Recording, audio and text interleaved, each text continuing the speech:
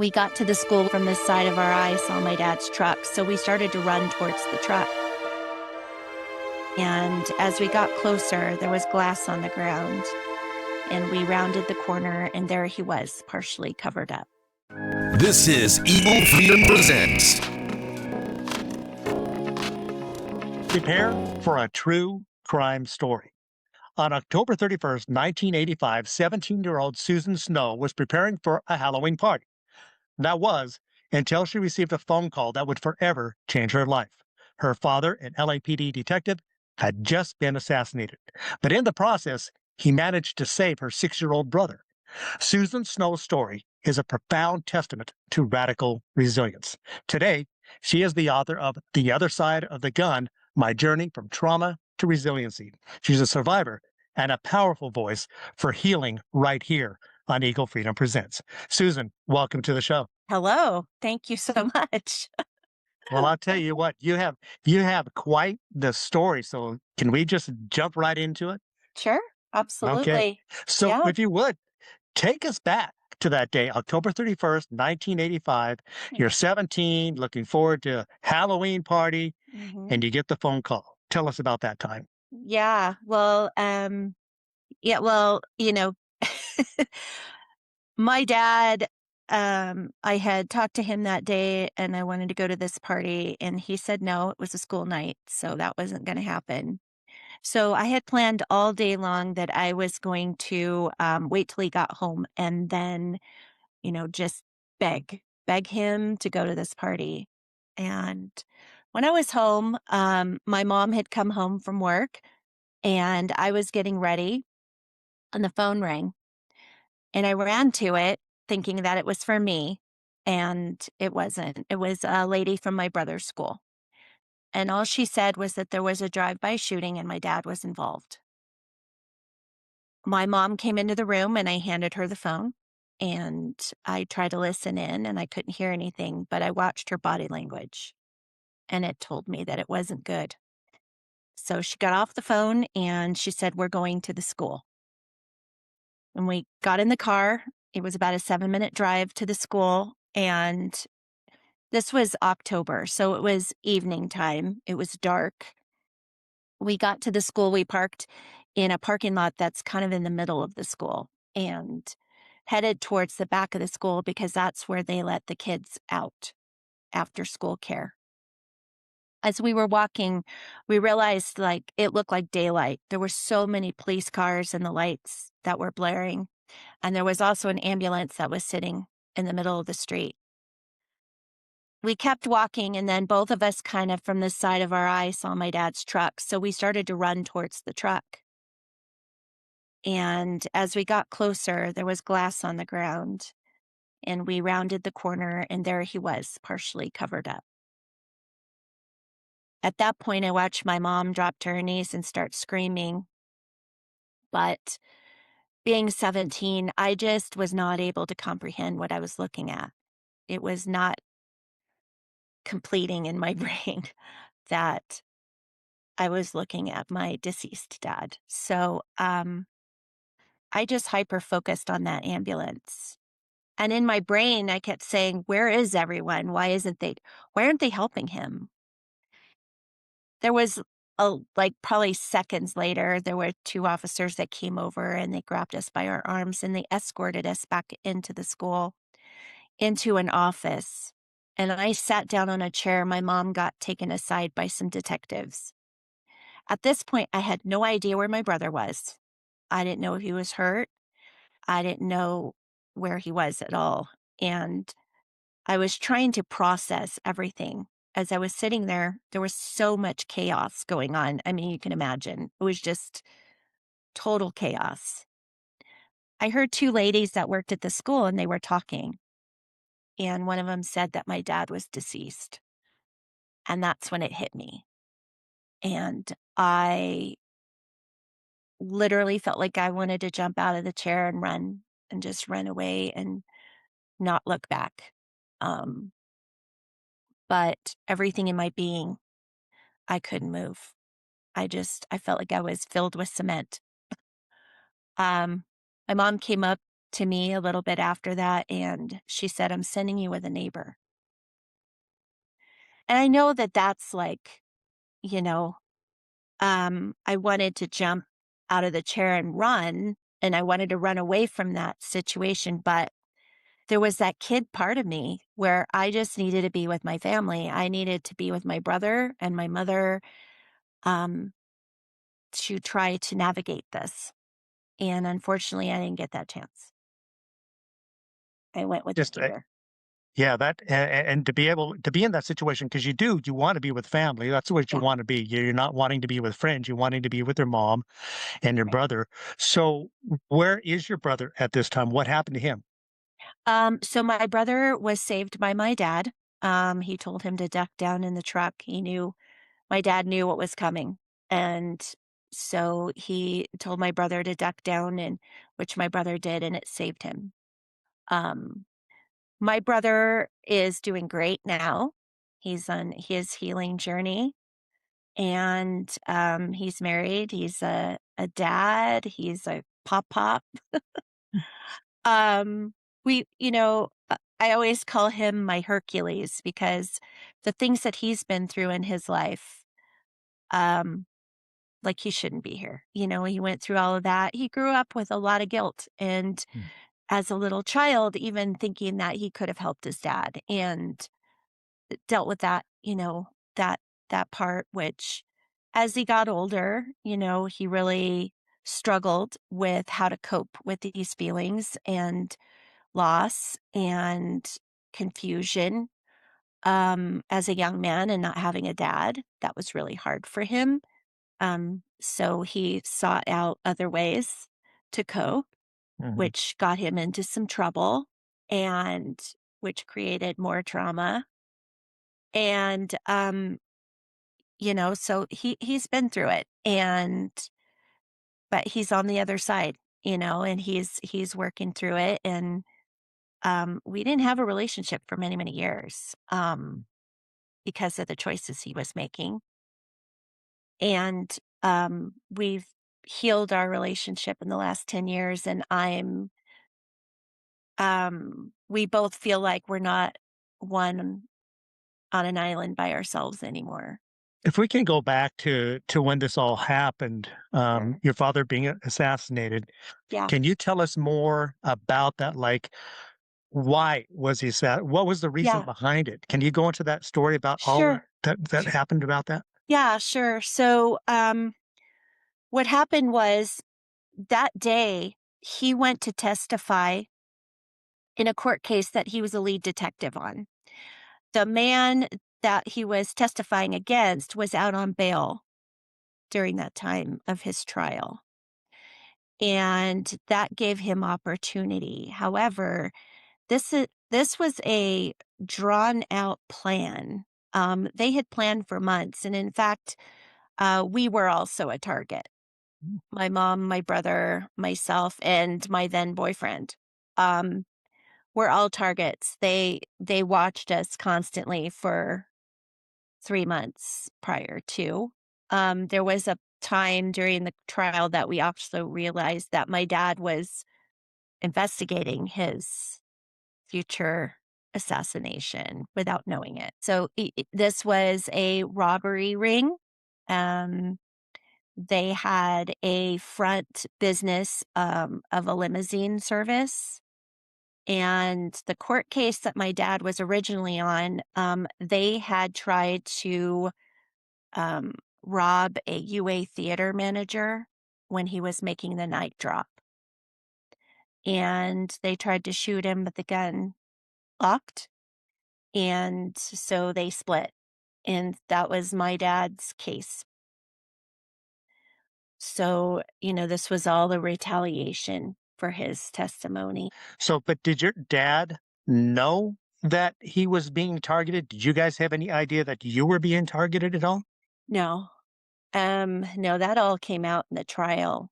Um, we had no idea. In fact, it took them 6 days to find the men that were involved, and there were many people involved in this plan. So initially, 9 people were arrested. 6 were tried and 3 were convicted. We had 2 trials because there were so many defendants. And, in that trial, the first trial, we realized that during that 6 days that they didn't, find them yet, we had police presence in our front yard, in our backyard, we had helicopters, I had bodyguards no matter where I went.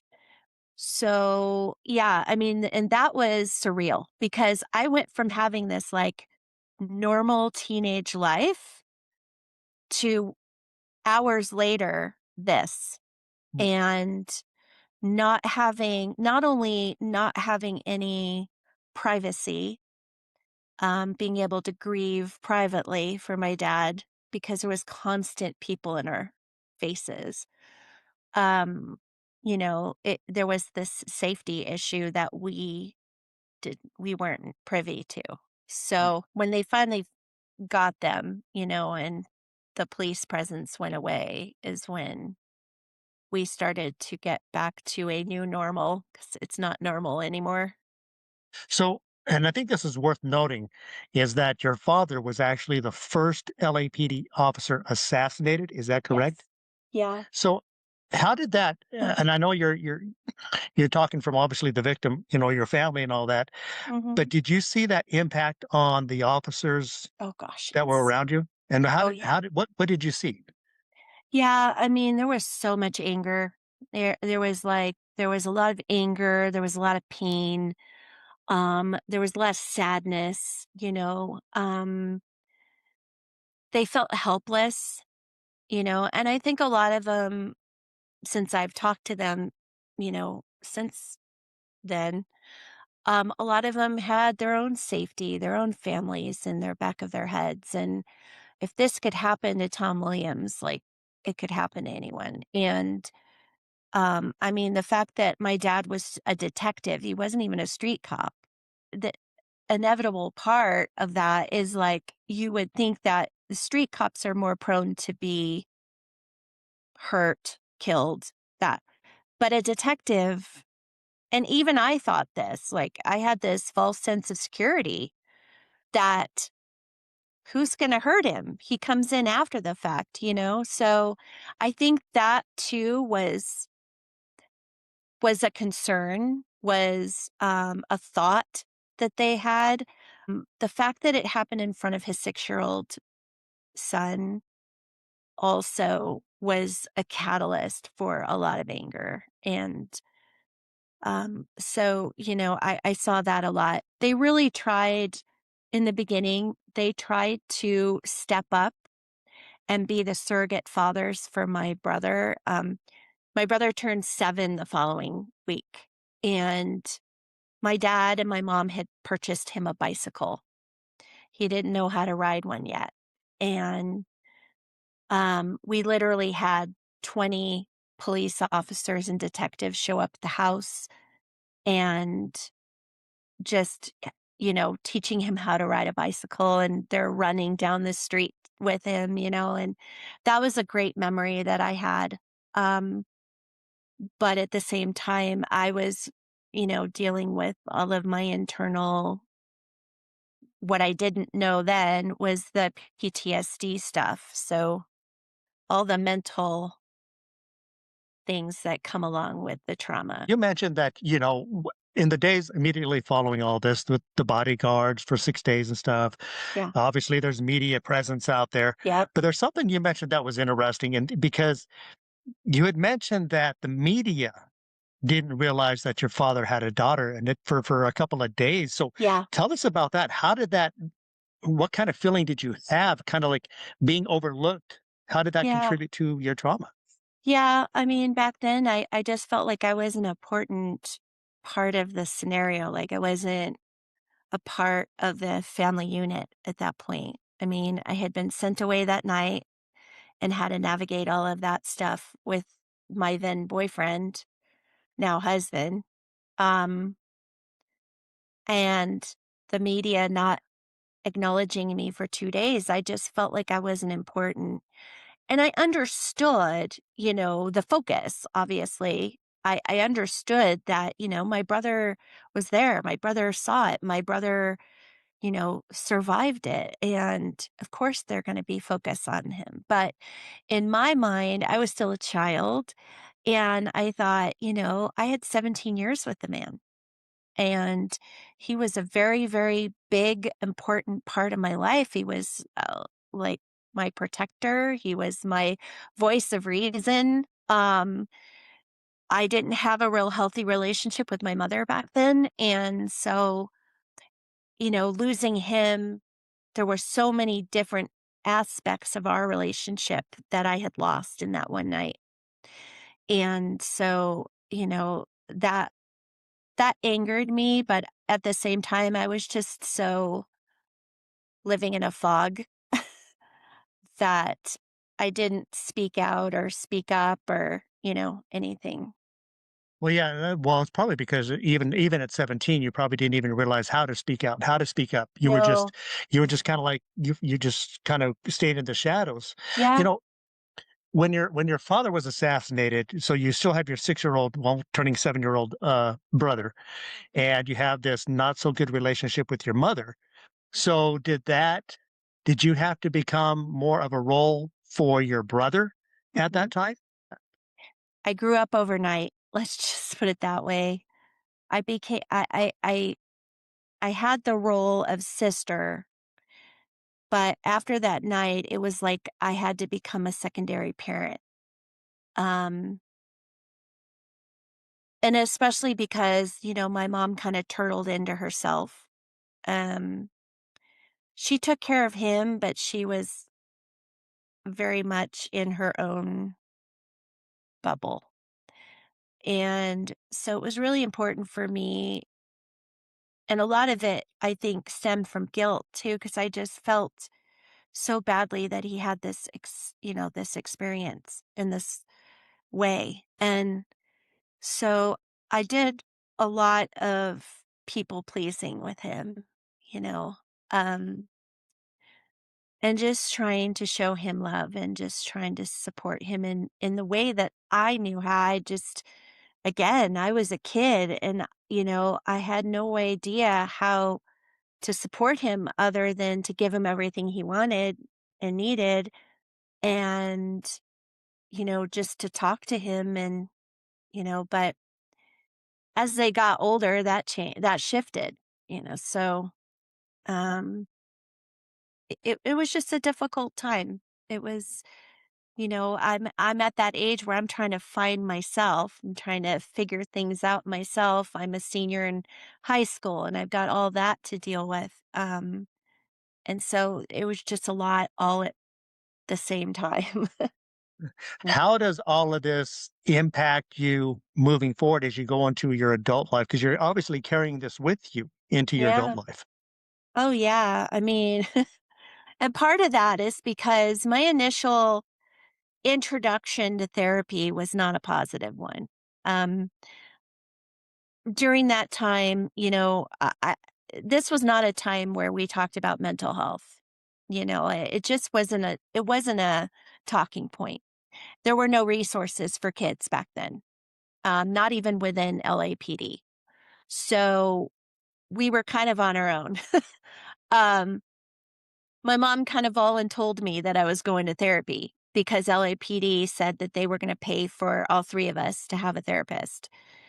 And um, unfortunately, the gentleman that I saw was not trauma informed, nor was he trauma competent. So he really didn't dip his toes in the weeds with me. He didn't ask me how that night affected me. And I tell people that, and they're just baffled. But I think it's because he was afraid that if he went too deep, he wouldn't know how to pull me out. So I get that part.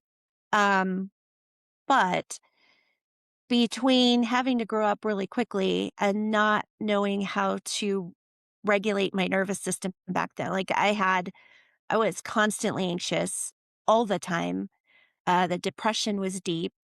I had suicidal ideation. It was, a lot of things to deal with as a teenager and not having the tools to do that.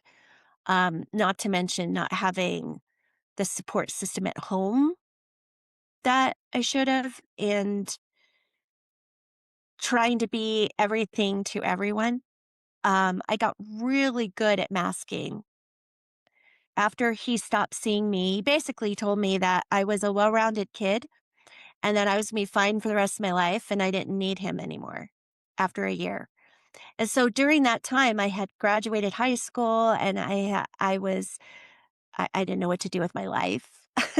I knew at the time that, my aspiration was to be a designer. Um, but I just didn't, I didn't know what to do with my life. I didn't know what direction to go in. I was just very confused and just really struggling to live every day. But I was living in fight, flight, freeze, and fawn most of the time. And I just only allowed the people to see the part of me that they told me I was. So people said I was strong and I was brave and all that. That's what they saw. Um, and even with graduation, it wasn't normal. My graduation wasn't normal. I had police officers lining the field. Um, I didn't know this. I was told after the fact, but there was just so much not normal about that year. So you carried this, as you talked about, you're in this constant state of fight, flight, Mhm. freeze, and fawn, right? For Yeah. about 14 years, Yeah. you hit it successfully. You hit it, you masked it, pretended that okay, yeah, everything's fine. But then in 1999, right, something happened that shifted you again. Go into details because this is about the time Columbine happened. Tell us about that. Yeah, actually. So, in 97, we had decided, or I was talking to my husband, and when you have been in that boat of being a target, you live looking behind your shoulder all the time. And I got to a point where I was now a mom of 2 kids, and I didn't wanna look under my over my shoulder anymore, and so we had made the decision that if we got an opportunity to move to Denver, we were gonna do it, and so we ended up doing that. We moved to Denver. I was working at the time as a master hairstylist and was working in a salon very close to Littleton, Colorado. I was working on April 20th of 1999. And I did a client's hair. I put her under the dryer and I went into the back and we had this tiny little TV set back there. I popped it on just to see what was going on and up popped the live coverage of the Columbine shootings. And as I watched it, I had flashbacks of the night my dad was killed. I saw the school, the police cars, the ambulances, all of it. It just came flooding back. And as I was watching it, I turned white as a ghost and I started to feel the tingling in my fingers. I knew what was happening and I felt like I was losing control. And my colleague was standing next to me and was totally confused because I didn't tell her my story. She had no idea. And I was told I was going to be fine for the rest of my life. So I didn't recognize what was happening to me at all. But I did what I normally do, I just put that mask back on. I went out, finished my day like nothing ever happened. I kept telling myself, "Tomorrow's a new day. This has nothing to do with me. I don't have kids there. I don't live in the neighborhood." Um, Lied to myself, basically. And I left that night and everything came flooding back. And this time it was worse. Um, I felt out of control. I felt like the suicidal ideation came back. I really had this mental fight because there was a part of me that didn't want to feel this way anymore. I'd been feeling this for 14 years of my life, and I just didn't want to feel like this anymore. But I was also a mom to 2 beautiful children, and I just couldn't leave them. So it was a mental fight. My husband is a very smart man, and he recognized my spiraling. So he met me at the door one day and he said, "You have 2 choices. You either get help today or I'm putting you in a hospital." I was tired. I wasn't sleeping. I just felt like, again, I was just existing. I wasn't living anymore. Like I just needed to do something. So I put up that white flag of surrender and I made an appointment and went to see a physician that day. He put me on antidepressants because that's what they do. And then he handed me a business card and said, I need you to make an appointment with this trauma therapist. And I literally laughed in the man's face because I said, I tried this 14 years ago and it didn't work. Right. What makes you think it's going to work? And he said, you honestly don't have a choice. Wow. So I said, all right. And I made the appointment. And I'll tell you that in the first 3 minutes of sitting down with her, I felt like it was different. What was it that changed meeting with the trauma-informed therapist? What was that that allowed you to drop your guard and begin to heal? Well, immediately, she asked me the questions that I had longed to hear when I was 17. She started asking me very specific questions about how I felt that night, what was going through my mind, you know, uh, just really wanting to know and wanting to dive deep with me. And there was that sense of safety with her. I felt safe. And when I felt safe, I allowed myself to be vulnerable with her. And I did. I went down that road. I told her everything that I had felt, seen, all of it. And she listened very intently. And I was describing what I was currently dealing with. And she said, Susan, everything you've gone through since you were 17 is normal because you have PTSD. And I kind of looked at her and I was like, what? I wasn't in the military.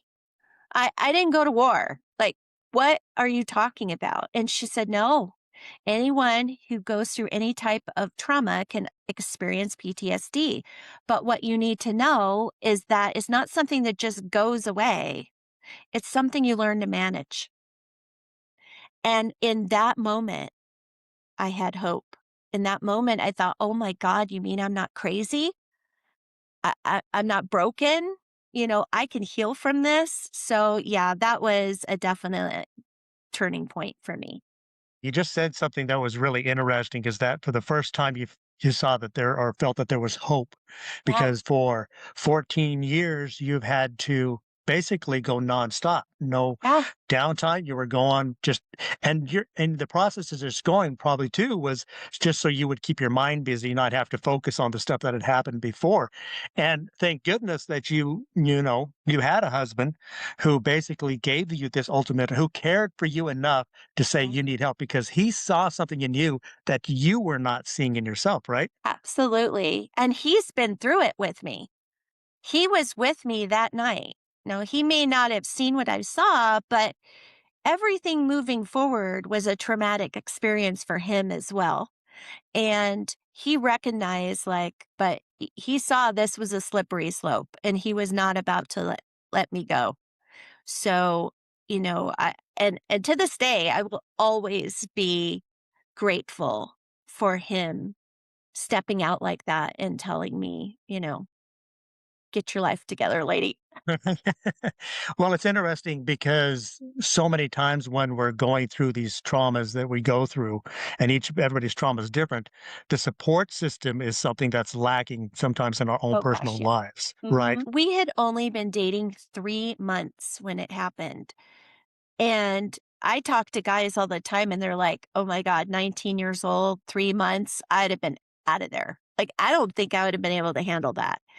But something in him told him that he needed to be there for me because he knew that I would need friends. I would need a support system because he recognized that I wasn't going to have it with my mom. So from that point to where you are, even to today, Yeah. has there been any outreach from law enforcement to you, seeing like LAPD to see how you're doing through all this time? Has there been any of that? Um, I still had connections with LAPD, and they always wondered what happened to me or how I was doing.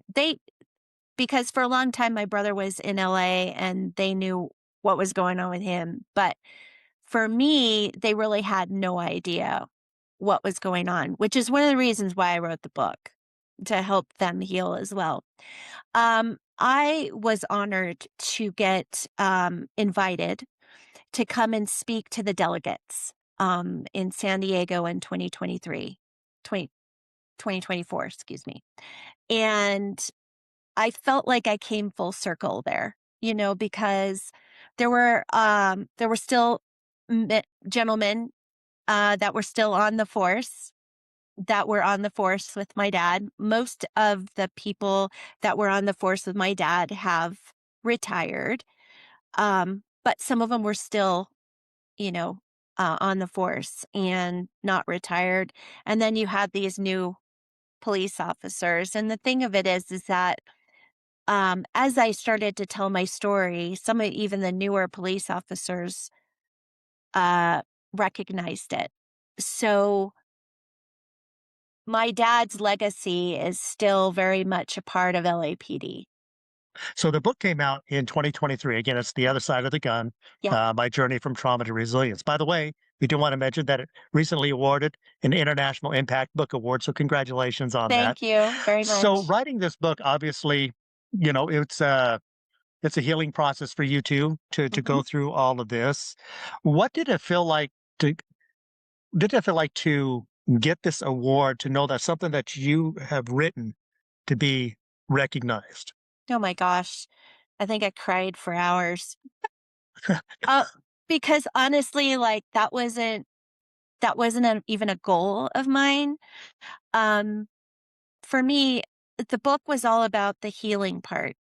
Yes, the tragedy is horrible, obviously, but it was more I wanted people to see the journey of healing and give them hope that they can do the same for themselves, no matter what they go through. Um, but I was grateful, I was humbled, because honestly, writing the book, it was terrifying. Like, I had to be vulnerable, the most vulnerable I've ever been. I've had to be authentic.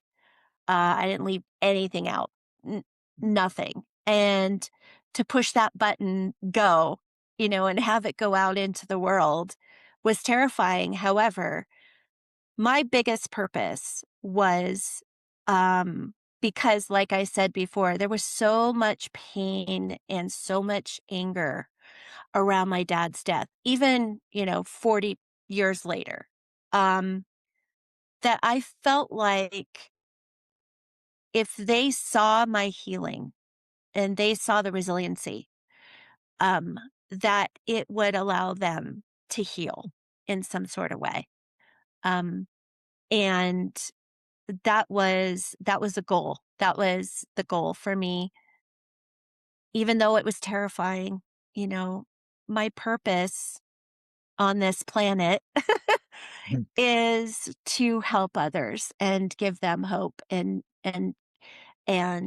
inspire them to seek help for themselves because it's worth it. You're worth it and you're not alone. So, I think that's a really important key. So when you see stories today Hmm. of officers, injured or hurt or killed in the line of duty, does that trigger you well now today, or have you learned how to cope with those?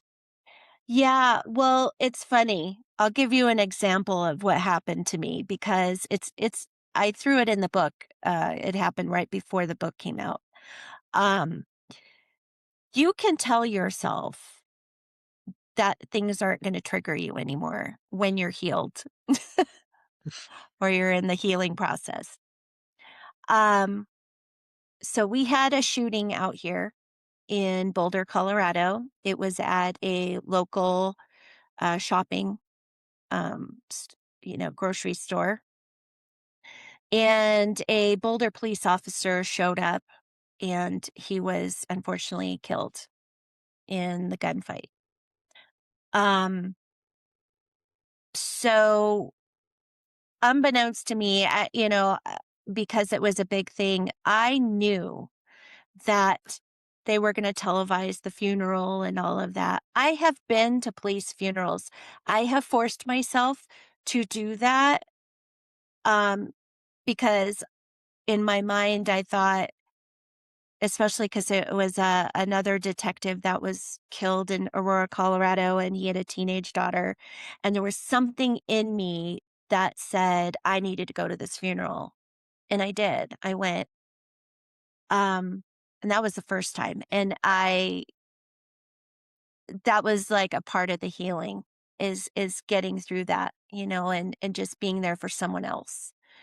Um, but this time I did not watch the coverage. Um, I did what in my mind a healthy person does. You distance yourself, you acknowledge that this happened, you allow yourself to be sad, right?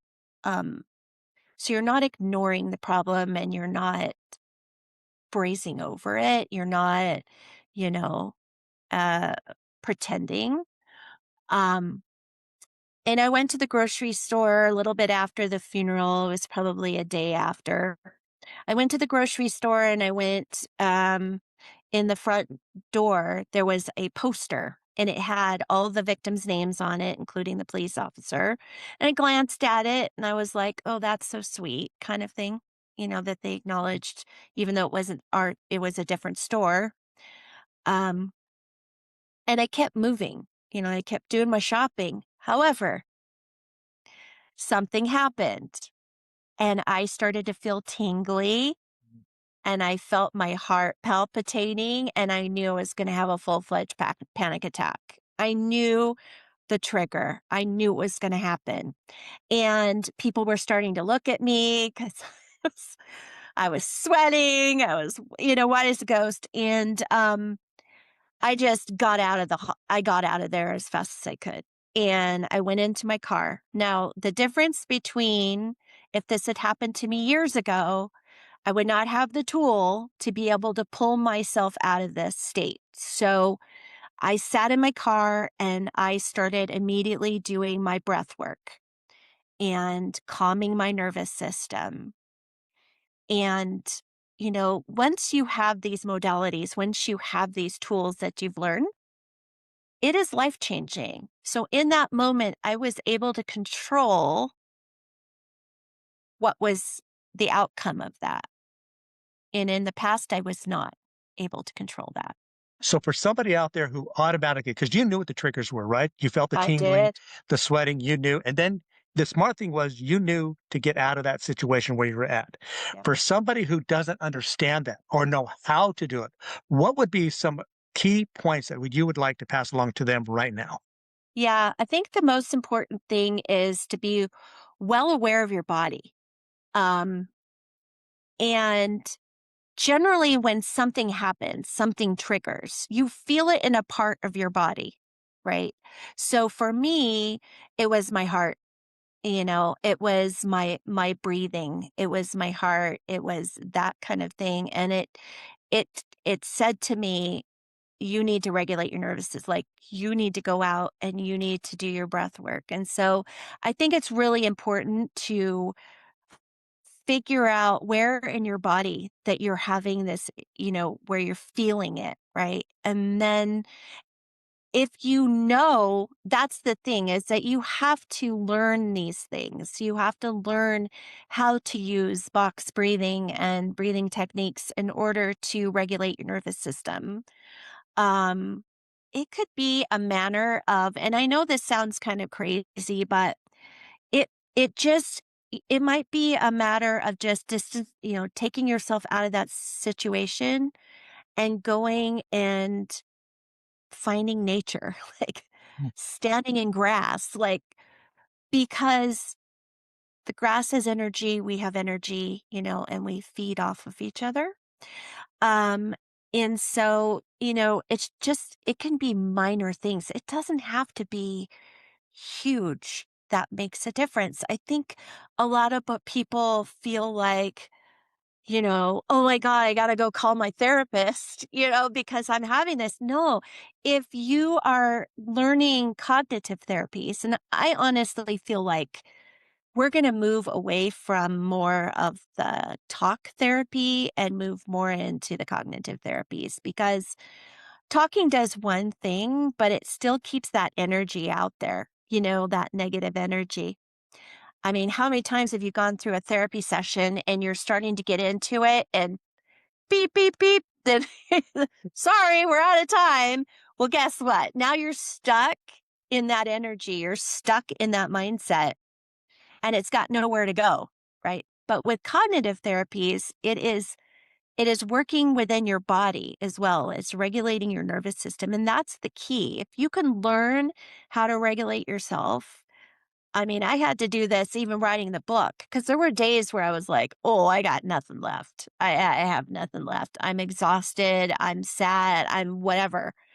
Um, I would go for a walk, like out into nature, and get some fresh air on my face and go for a walk or go sit in the grass and just breathe in the fresh air. And Yeah. and it makes a difference. It really does make a difference.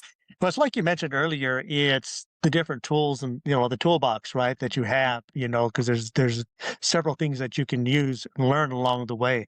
And of course, part of Course. that too is for those who maybe they're scared, maybe they're worried about seeking help because Yeah. they think I can do this on my own. I don't need any help. Oh, For those people, what do you say? I did that for 14 years of my life and it did not work. I literally got slapped in the face with, oh, I'm going to be fine. It's not going to affect me. Yes, it did, you know? And so here's the thing.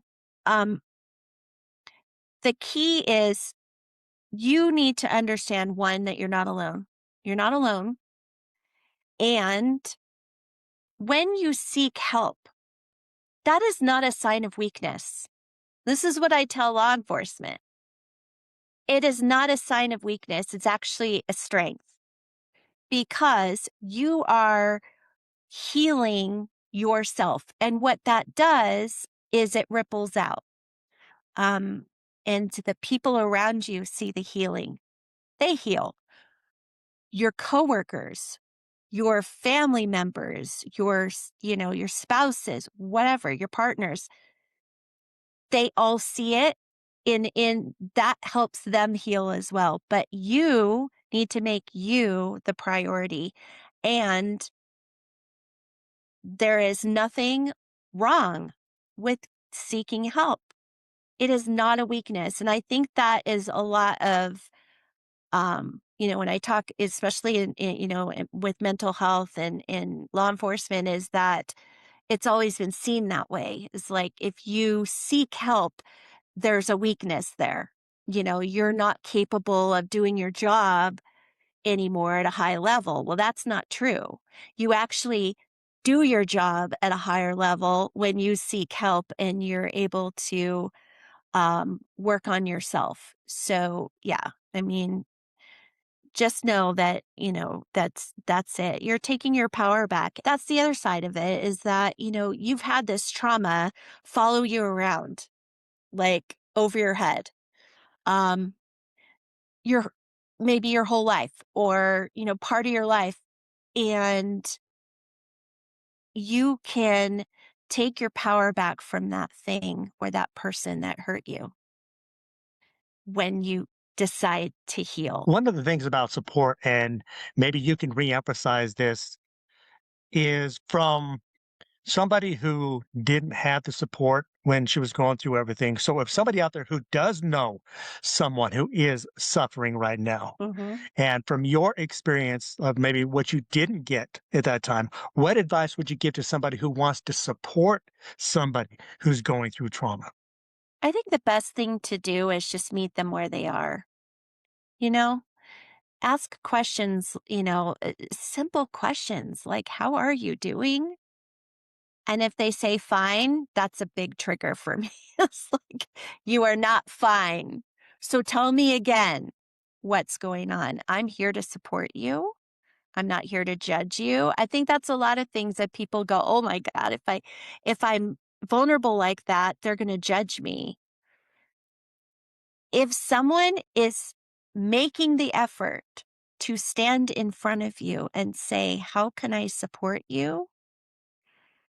They're not there in judgment. So if you have that person, allow them in, but also on the other end of that, just if you're someone who has someone that you are worried about, just meet them where they are. I think a lot of times what works for me personally is when I'm able to be vulnerable with someone else, they have that safe space. That is a goal, for me in a conversation is to allow people a safe space to be vulnerable. So that's what you have to do as well is allow that person to feel safe with you, that they know that you're not going to judge them in whatever it is that comes out of their mouth. And there's also the way that you approach it because it's not in a passing, "How are you?" It's Yeah, sometimes actually going, "No, really, how are you? How are right. you doing?" Yeah, So there's an emphasis on that I'm really here to talk about you, not just in passing, but to get deep down into what's really going on because right. obviously those who are supportive of us see stuff in us that we don't see in ourselves as your husband did and your Yeah. boyfriend and your husband.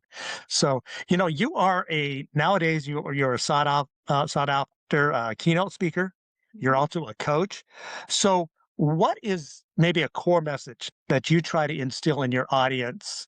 And what can those that are seeking a coach expect from you? Yeah, well, I kind of talked about it. I really meet people where they are. And the one thing about speaking is I am not one of those speakers that looks over people's heads. I don't pretend they're naked. I don't look over their heads. I like to look into your eyes. I want to see if what I'm saying to you connects with you. My goal is always to show people that there is hope, to show people how important it is to, everybody takes help, good care of their physical health. And sometimes they leave out their mental health.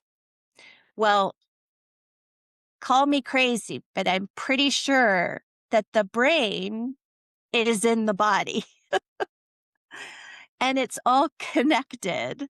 So I think it's really important for people to make that connection that mental health is so much more than the cliche, of like, there's something wrong with you or whatever.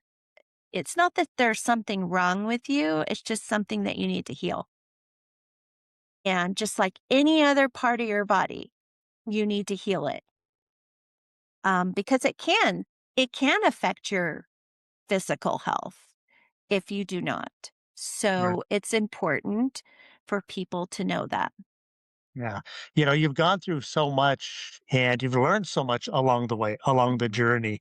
So if you were to going back to where you are now and think back to Susan at 17 when all this happened, Mhm. what's something you would want to tell Susan at 17 that she didn't know that you know now?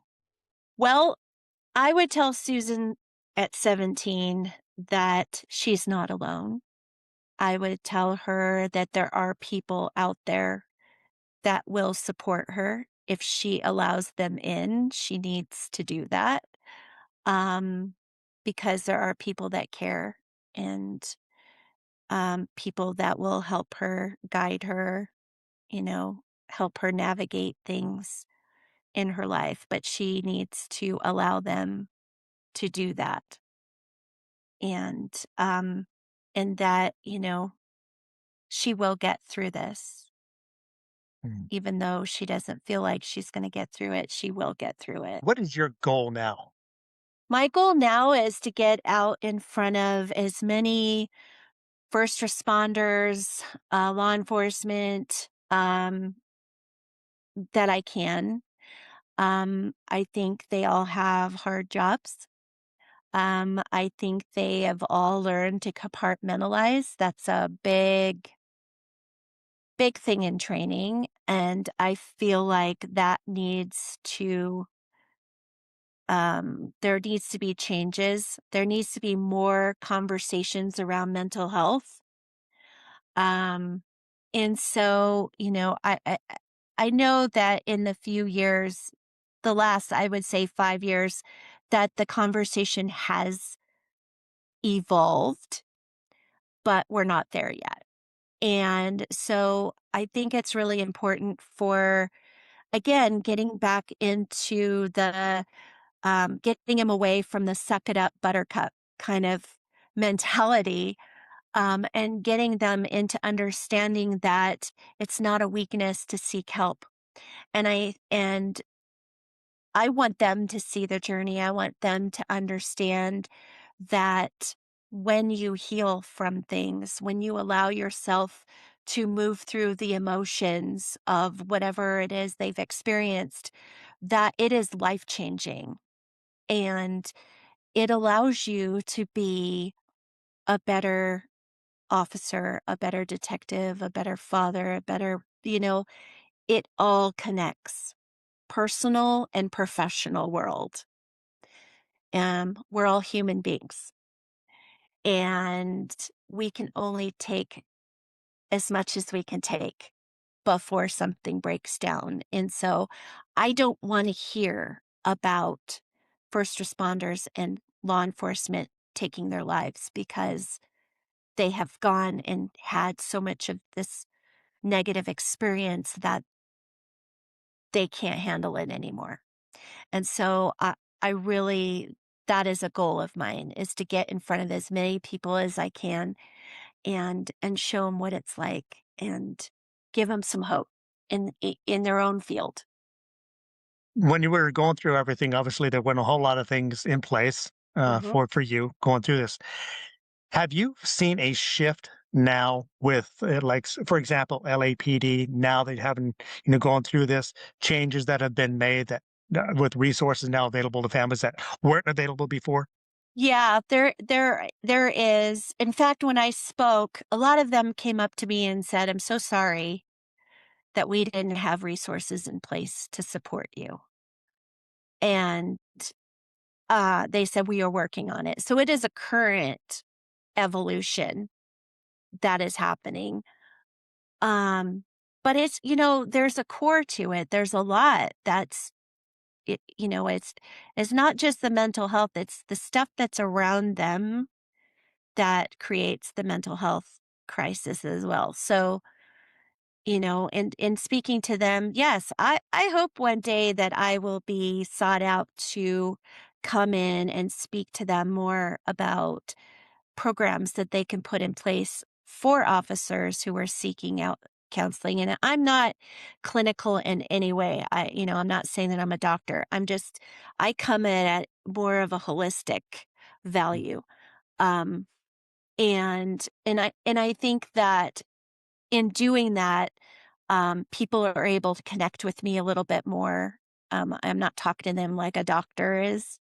Not that there's anything wrong with doctors, but it's just it can be intimidating. And that's not my purpose, is to be intimidating. I want to help and guide. And that's kind of where I stand with that. All right. All right. Well, I'll remind everybody again, the name of the book is called The Other Side of the Gun: My Journey from Trauma to Resiliency.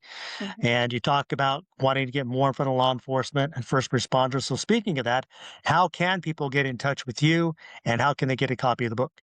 Um, so right now I have a website. It's Susan Snow Speaks. It's going to change. But for right now, it's Susan Snow Speaks. It does talk about my speaking. It does have information on my book, and it has some information about my coaching. Um, the book is on Amazon, and it is available on Kindle. If you're a Kindle Unlimited member, you can read the book for free. Otherwise, it's in paperback. And then I did go into a studio and narrated my own book for Audible. All right, awesome. Well, we've definitely covered a lot here. Is there anything that we haven't touched on that you want to leave the audience with? No, I think that's it. I mean, I think the core value of my message is that, your healing is your healing, and you taking the time to heal is taking your power back from whatever it is you've gone through or whoever has hurt you, and that you're not alone. And believe me, the journey is not easy, but it's well worth it. Well, I have one final question for you. As you know, the name of the podcast is Eagle Freedom Presents. So, my question to you, with going everything you've had to deal with in your life, what does freedom mean to you? Oh my gosh. I think freedom for me is just being able to be myself and to be vulnerable and to um you know just be who I was meant to be. Live in my purpose. That's my freedom. Well, Susan, thank you very much for joining me. Blessings to you and your Thank, family and your journey that you've gone on, and all the best for you moving forward with thank reaching you. out to law enforcement and first responders. So again, thank you for being here. Thank you so much for having me. And for the audience out there, what part of Susan's story resonated with you? What stuck in your mind about her story? Be sure to drop it in the comments below. And don't forget to like, share, and subscribe to Eagle Freedom Presents and help us grow our real movement. And remember, you too can rise, inspire, and overcome. God bless.